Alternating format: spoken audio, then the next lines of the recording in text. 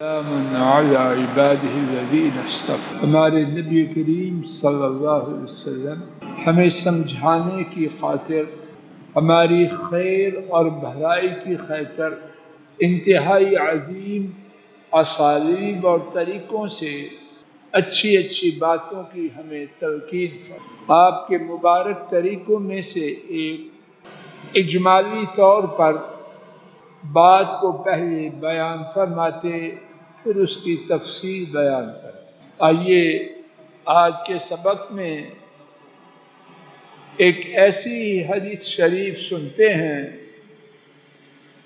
اللہ کریم مجھے اور آپ کو اس سے فیض پانے والوں میں شامل کرے۔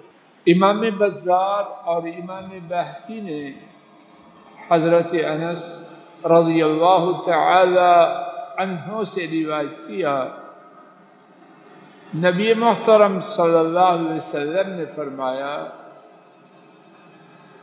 ثلاث کفارات وثلاث درجات وثلاث منجیات وثلاث مہلکات، تین باتیں گناہوں کو مٹانے والی ہیں، تین باتیں درجات کو اونچا کرنے والی ہیں، تین باتیں نجات دینے والی ہیں، تین باتیں برباد کرنے والی ہیں۔ چار اقسام کے اعمال بتلائے۔ پہلی قسم گناہوں کو مٹانے والے، دوسری قسم درجات کو بلند کرنے والے، تیسری بات نجات دینے والے، چوتھی بات تباہ و برباد کرنے۔ اس کے بعد نبی کریم صلی اللہ علیہ وسلم نے چاروں قسم کی باتوں کی قدر تفصیل بیان کی۔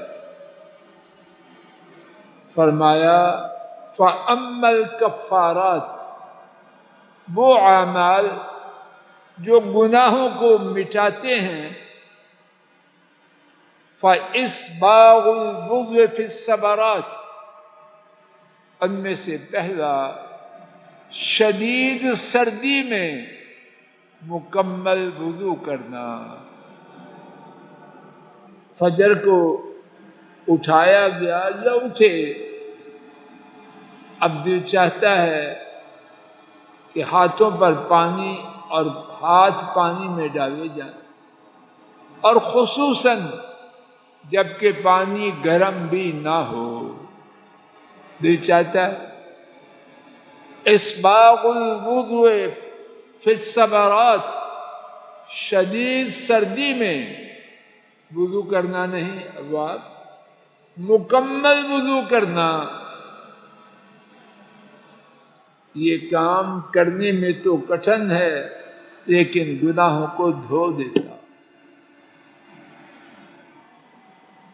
دوسری بات وانتظار الصلاة بعد الصلاة، ایک نماز کے بعد دوسری نماز کا انتظار کرنا۔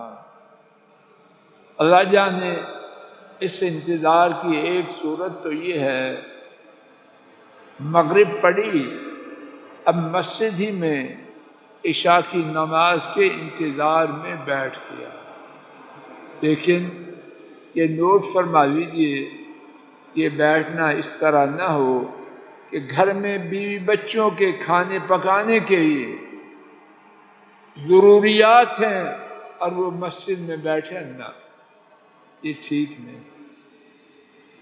یا ڈیوٹی کا وقت ہے، نماز کے لیے آیا ہے، اب ڈیوٹی میں چوری کر کے اگلی نماز کے انتظار میں بیٹھ گیا، یہ درست ہے۔ کب بیٹھے؟ اللہ پاک نے فرصت دی ہے، چھٹی کا دن ہے، گھر میں کوئی ایسا فوری ضرورت کا کام نہیں، اب بیٹھ۔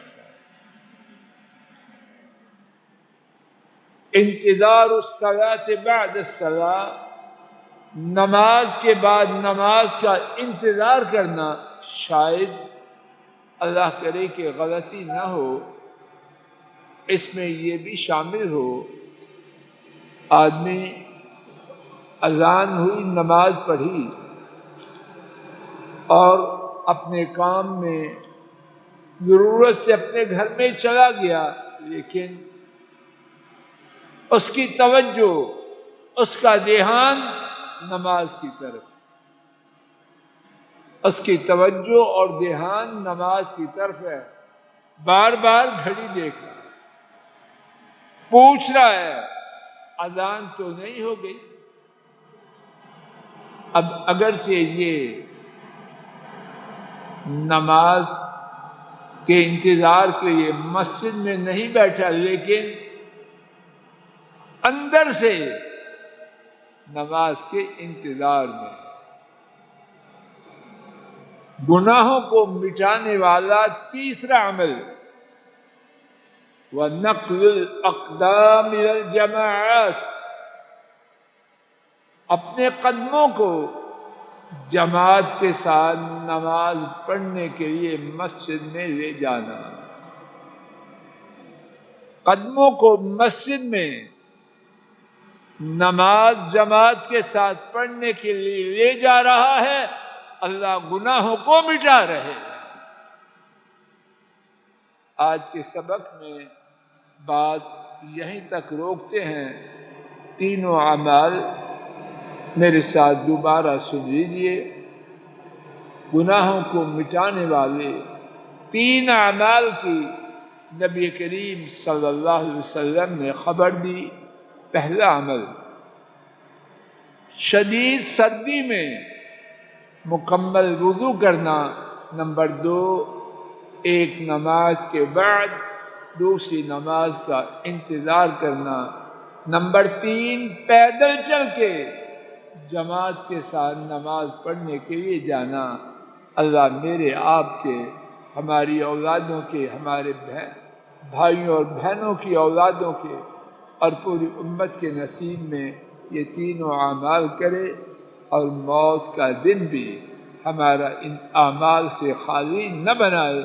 وآخر دعوانا ان الحمد للہ رب العالمین۔ سوال یہ ہے کہ اس حدیث میں یہ فرمایا گیا ہے کہ گناہوں کو مٹانے والا پہلا عمل شدید سردی میں مکمل وضو کرنا ہے۔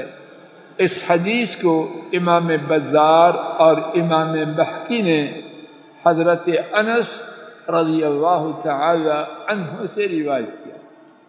ایک دوسری حدیث ہے جسے امام ترمذی نے حضرت ابن عباس رضی اللہ تعالی عنہما سے روایت کیا ہے، اس میں ہے وَإِبْلَاغُ الْوُضُوءِ عَلَى الْمَكَارِهِ، جب دل نہ مان رہا ہو پھر وضو کرنا اور پورا وضو کرنا۔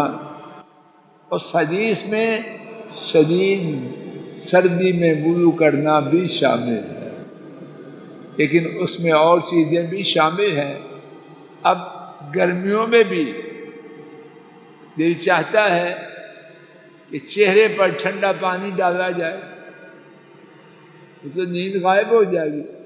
شیطان تو کہتا ہے، اور اندر جو نفس ہے وہ بھی کہتا ہے نہ چہرے کو پانی نہ دکھانا۔ اور دوپہر کے وقت جب کھانا خوب سیر ہو کے کھایا سویا ہو، عصر کی نماز کے لیے اٹھنے کو دل چاہتا ہے۔ اس حدیث میں مکمل وضو کرنا وہ عام ہے جب دل نہ چاہے، اور اس میں خصوصی طور پر شدید سردی کے وقت مکمل وضو کے کرنے کا بیان ہے۔ اللہ ہمیں ہر حالت میں مکمل وضو کرنے کی توفیق عطا فرمائے۔ آخر دعوانا الحمد للہ رب